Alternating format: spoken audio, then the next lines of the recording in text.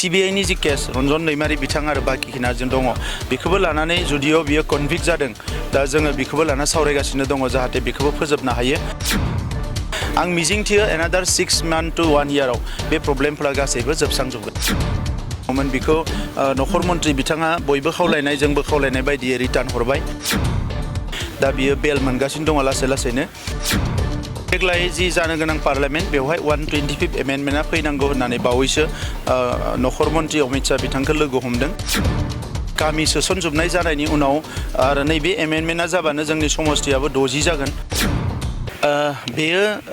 बेखौ बयबो मिथिगो मानोना बारा गोबाव समनि जारिमिन नङा बडलेण्डआव गोजोन फैनाया प्राय 50 बोसोरसोनि उनाव 5 बोसोरल' जादों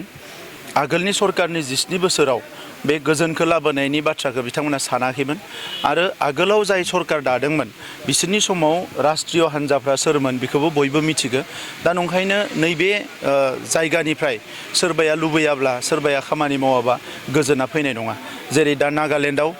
बिथांमोननि लकेलनिफ्राय गोजोन लुबैनानै रावबो खामानि मावाखै दा नंखायनो गोजोना फैयाखै मणिपुराव दा गोजौनिफ्राय जेसां नारसिन गाहायनिफ्राय रावबो खामानि मावाखै नंखायनो मणिपुराव गोजोना फैयाखै दा बेबायदि थासारिया बडलेण्डआवबो जागौमोन नाथाय बडलेण्डनिफ्राय जों जेला ओंखारबाय जे पार्मानेन्ट पिस लाबोनांगौ अब्ला दिनै बेवहाय पिसआ फैबाय दा नंखायनो गोबाङानो गोबां बाथ्रा बुंगोन बेखौ बयबो मिथिगौ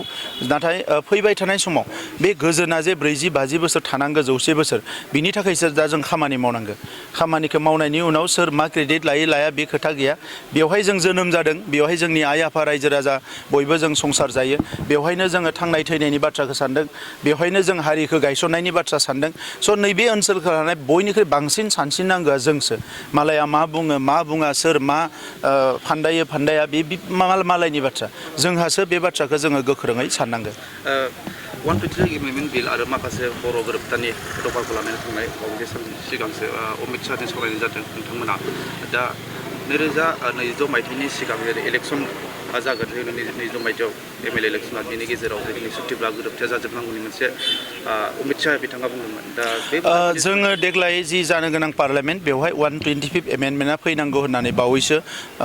नखर मन्त्रि अमित शाह बिथांखौ लोगो हमदों आरो जों हास्थायदों बियो फैगोन आरो गामि सोसनजोबनाय जानायनि उनाव आरो नैबे एमेन्डमेन्टआ जाबानो जोंनि समस्थियाबो 60 जागोन आरो बेबायदि जिखिनि एमेन्डमेन्ट गोनां दङ बेखौ जों नेदों नाथाय एइबारनि जि एमेन्डमेन्ट बेवहाय जों हारसिं नङा सारा भारतनि जिखिनि 6 सिडिउल गासैबो ज' जानानै दङ सोरबा स्टेटआव प्रब्लेम दङ दा नंखायनो एसे आवगाय फासय जादों बे जेबो नङा बेयो जागोन जोंहा बेखौ फोथायो आरो बेजों लोगोसे NIA नि केस NDB नि जि NIA आव केस दङमोन बेखौ